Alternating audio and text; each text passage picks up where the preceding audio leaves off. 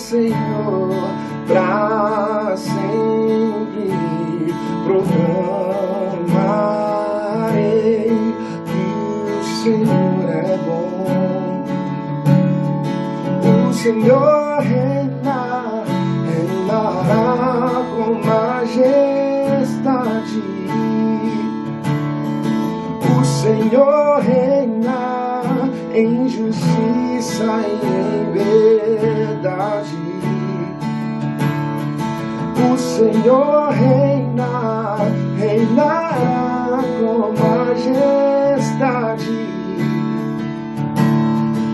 O Senhor reina em justiça e em verdade. O Senhor é bom, o Senhor é bom, a misericórdia dura para sempre. O Senhor é bom, o Senhor é bom, tua misericórdia dura para sempre. O Senhor reinará com majestade. O Senhor reina em justiça e em verdade. O Senhor é bom, o Senhor é bom, tua misericórdia dura para sempre. O Senhor é bom, o Senhor é bom, tua misericórdia dura para sempre.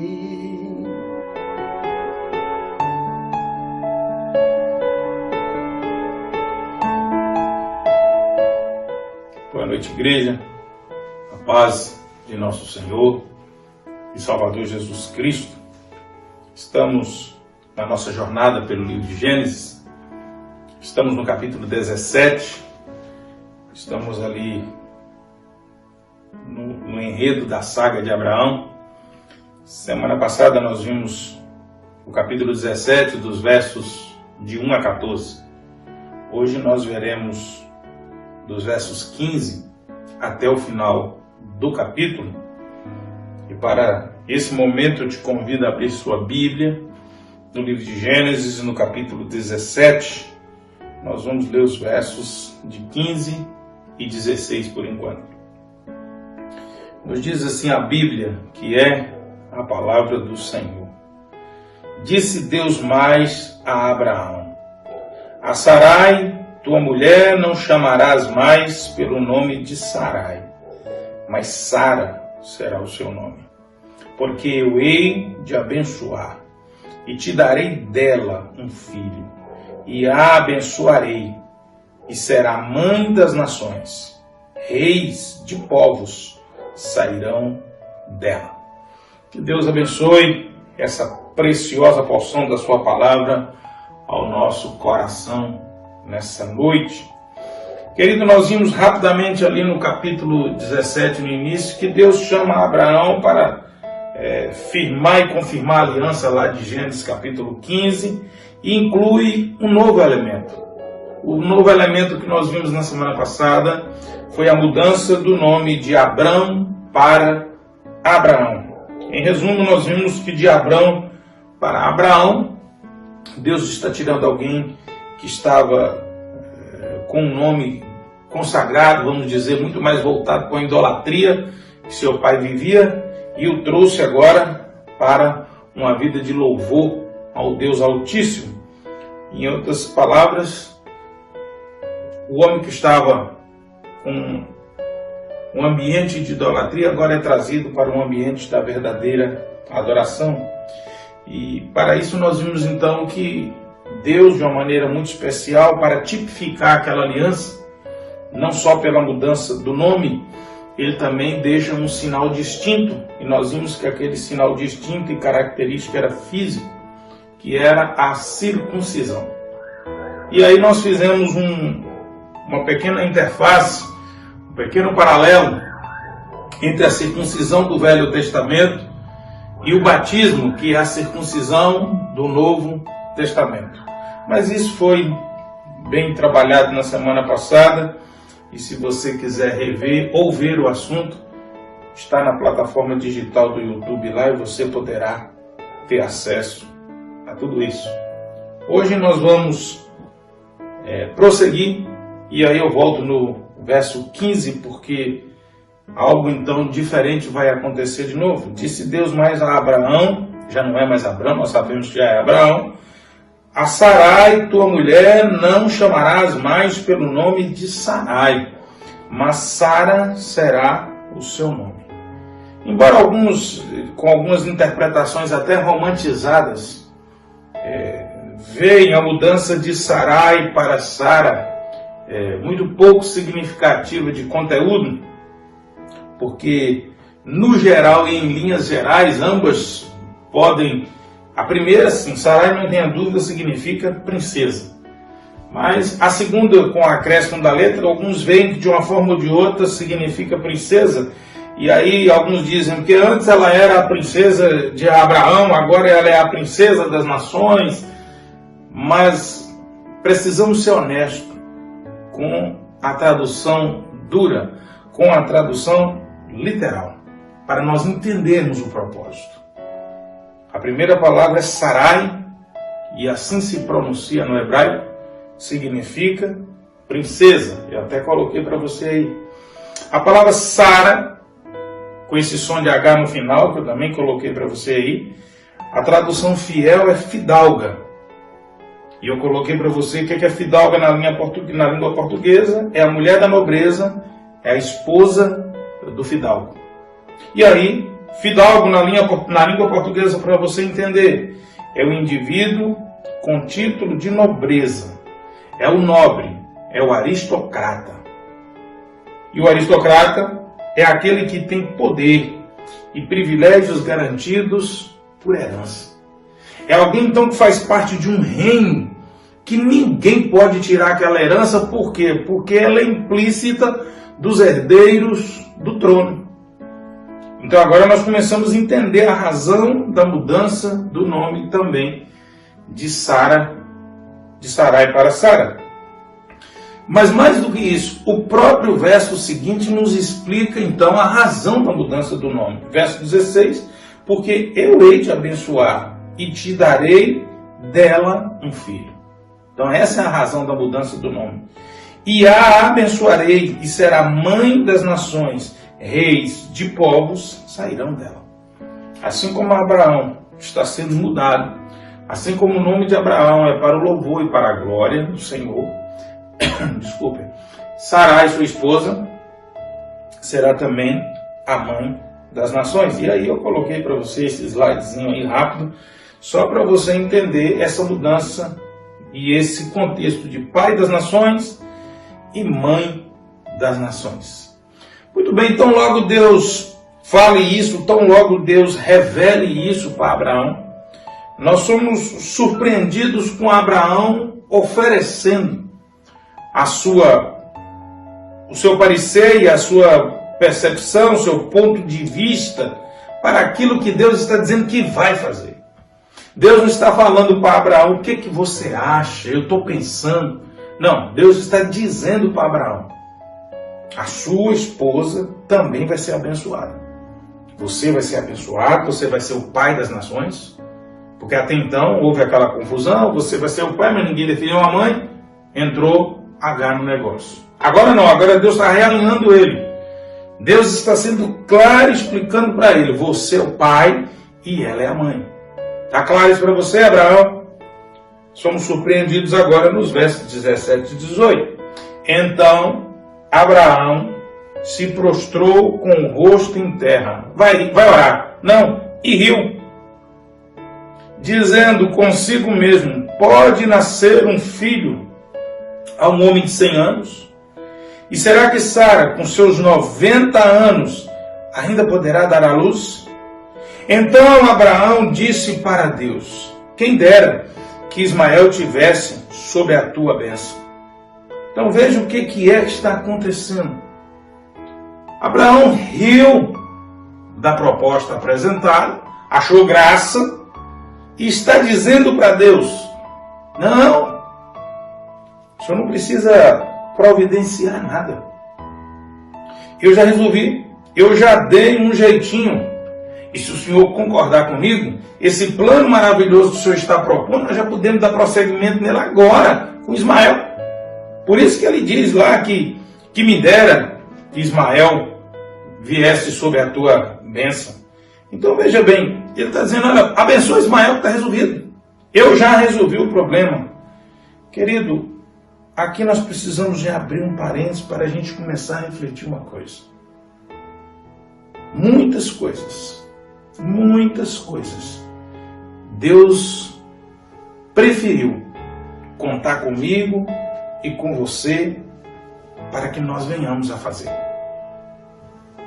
Mas isso não significa que Deus dará a mim ou a você a liberdade de tomar a decisão de fazer do meu jeito ou do seu jeito. Vou explicar direitinho para você entender. Tudo deve fluir na direção dele, tudo deve ser de acordo com o plano dele, tudo deve acontecer mediante a maneira e a ação dele. Não há protagonismo humano.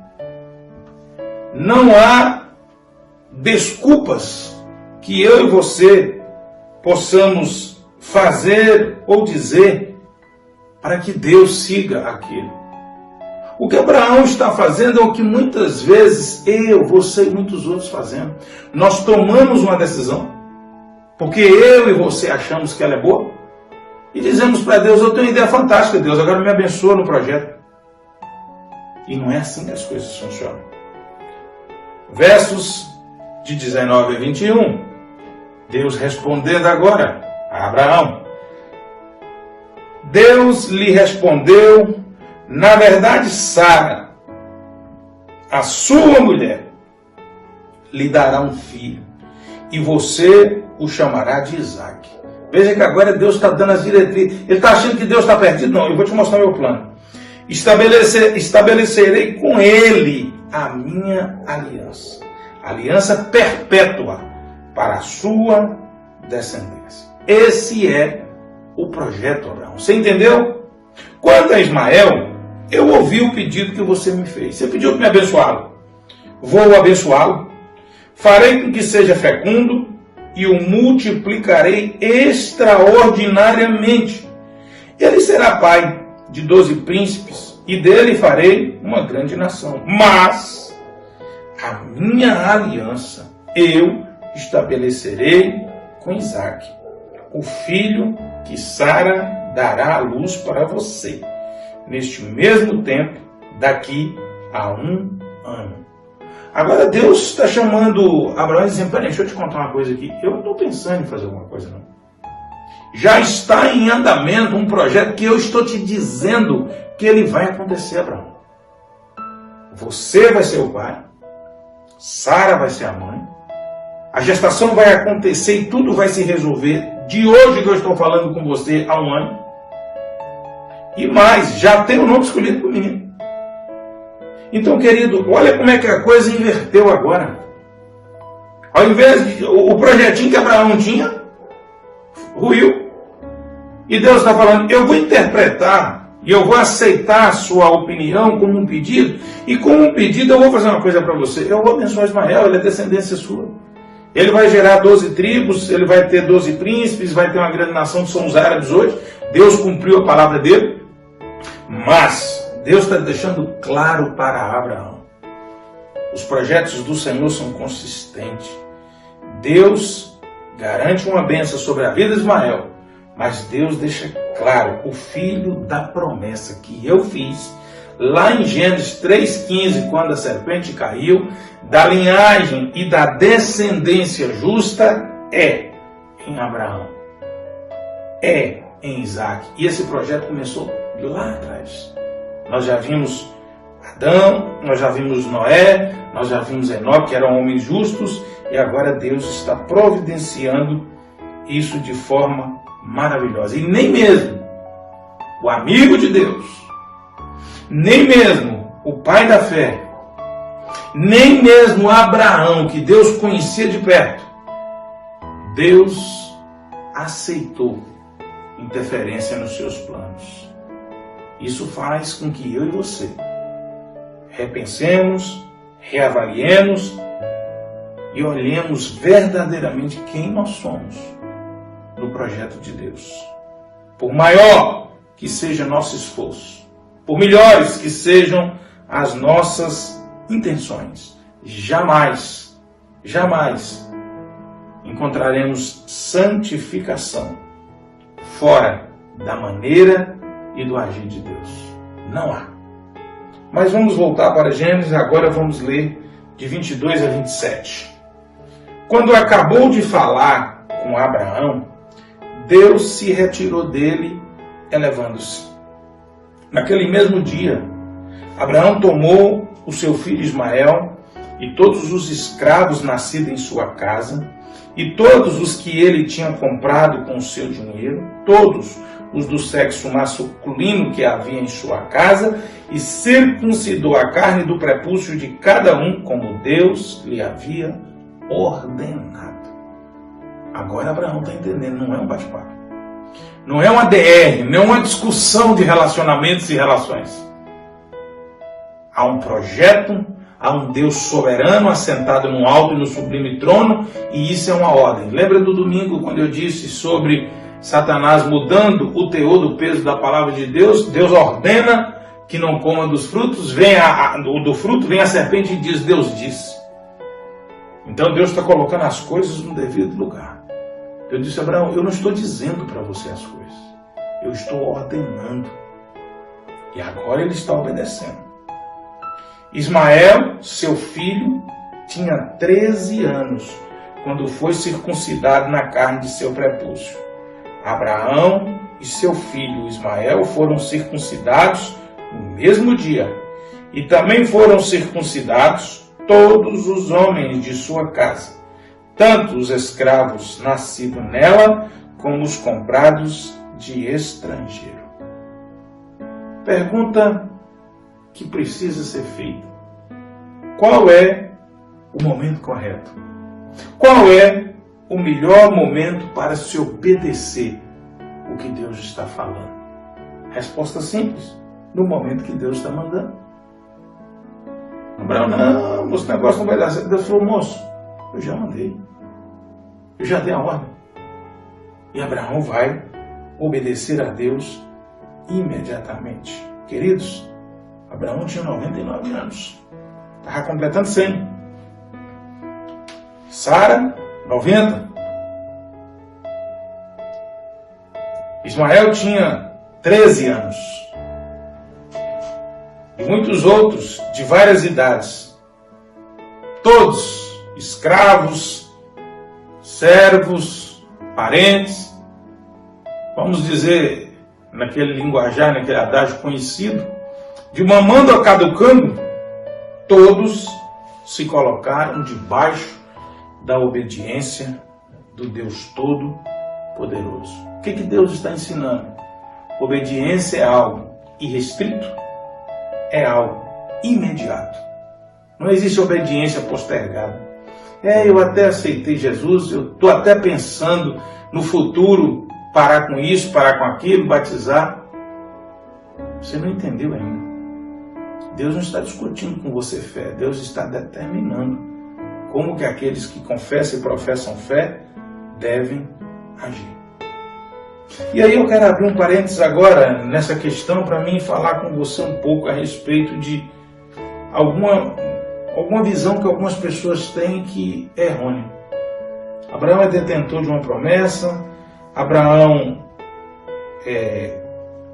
tem uma liberdade, mas sem dúvida, usando dessa liberdade e adotando aquele projeto que ele teve com Agar, Abraão se sentiu na liberdade de agir.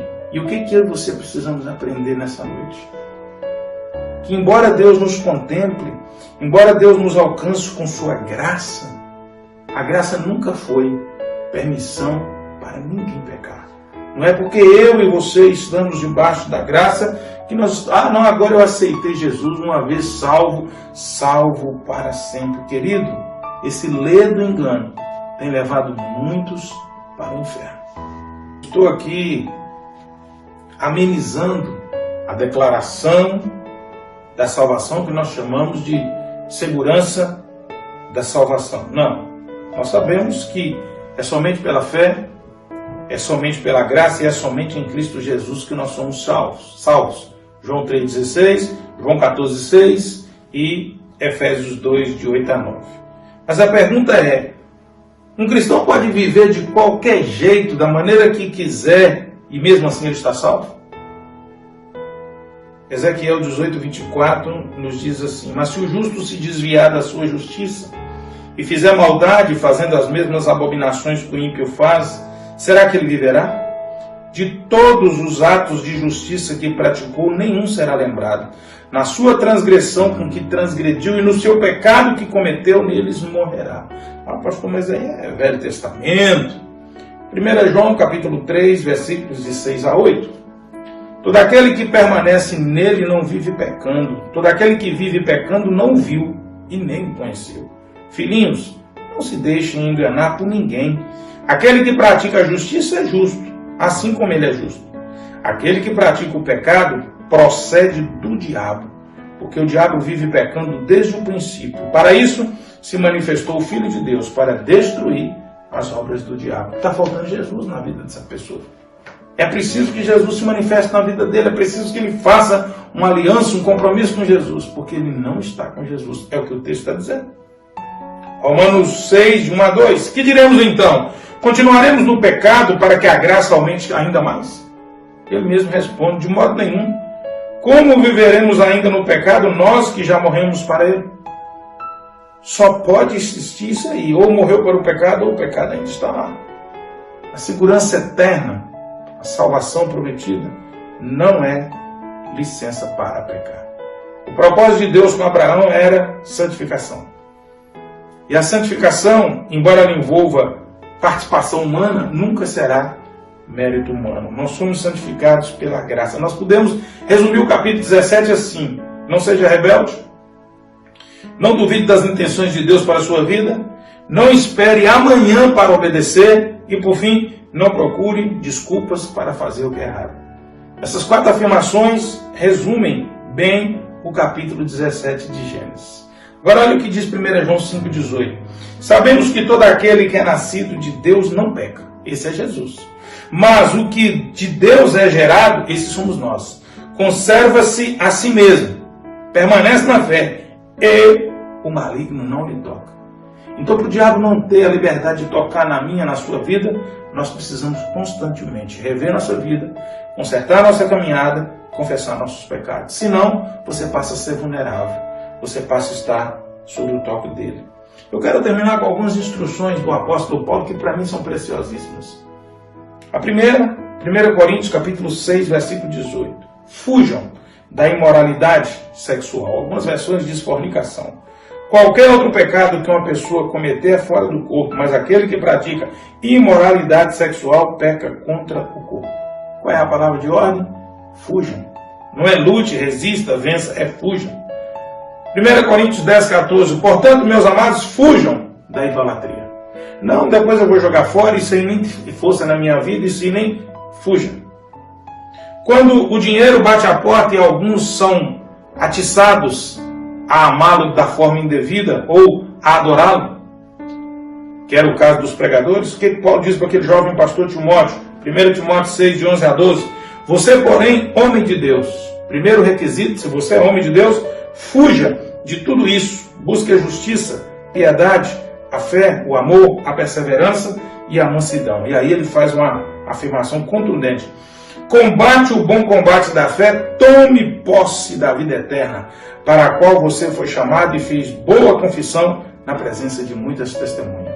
Se você é crente, se você aceitou Jesus, se você passou pelas águas, se você publicou isso, tome posse disso. E tome posse disso como? Combatendo com fé. E como é que o combate da fé é feito pelo homem de Deus? Fugindo dessas coisas. E olha como é que ele é contundente. 2 Timóteo 2, de 2 a 23. Foge também das paixões da mocidade. Segue a justiça, a fé, o amor e a paz com os que com coração puro invocam o Senhor. Rejeite as questões loucas, sem instrução, sabendo que produzem contendas. Ou seja, dos bate-boca, das conversas infrutíferas, rejeita, foge também. Querido, sabe qual é o problema hoje? É que homens e mulheres declarados de Deus, ao invés de fugir, estão correndo para cima. São as paixões, é o dinheiro, é o bate-boca, são os debates infundados, infindáveis. E nós precisamos entender, e assim como a resposta de Abraão se baseou nessas 4 coisas, nós precisamos fazer o mesmo. Não seja rebelde. É Deus que está ordenando, não é um bate-papo. Não é um debate, é uma ordem. Segundo, não duvide das intenções de Deus para a sua vida. Abraão se prostrou para rir. Algumas pessoas estão zombando e brincando com Deus, com a palavra de Deus, e eles estão colhendo. Não brinque com isso. Abraão esperou, mas Deus está dizendo, o tempo de obedecer agora. É agora que é para fazer. E quando ele entendeu isso, ele saiu circuncindando a todos, a começar dele mesmo. E por fim, querido, não procure desculpas para fazer o que é errado. Não fique procurando justificativa, mas a Bíblia não diz não fumarás. Não, querido. Pare com essas desculpas esfarrapadas.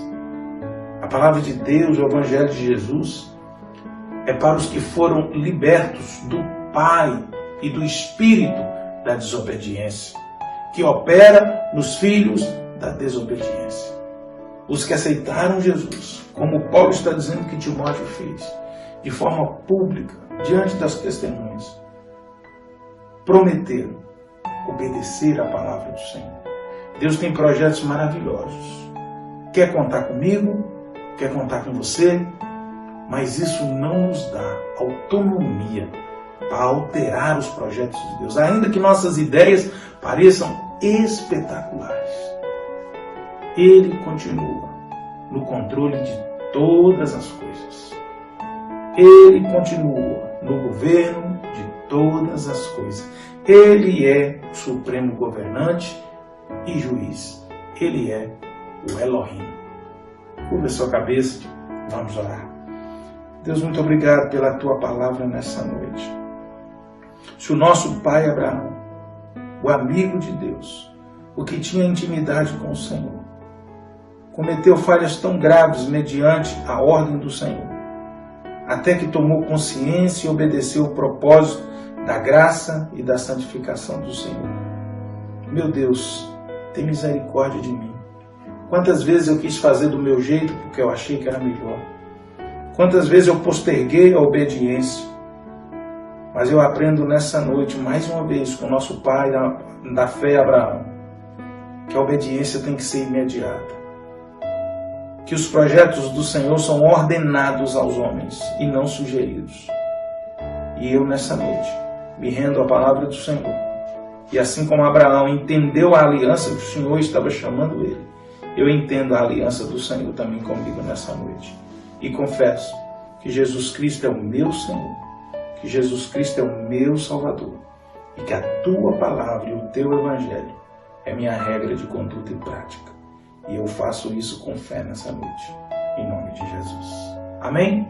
Que Deus te abençoe, que o Senhor te ensine também nessa sua jornada, nessa caminhada, para que você seja vitorioso, como nosso pai Abraão. Recebe a bênção. E agora, que o amor de Deus, o nosso Pai, a graça insondável do Senhor e Salvador Jesus Cristo, a comunhão, a consolação, o poder, o revestimento do Espírito Santo de Deus, seja com a Igreja de Jesus, que agora reuniu dessa forma, e com a Igreja do Senhor Jesus, que se encontra espalhada em toda a face da terra, hoje e eternamente. uma noite abençoada, fica com o Senhor Jesus e até uma outra oportunidade, querendo Ele, em nome de Jesus.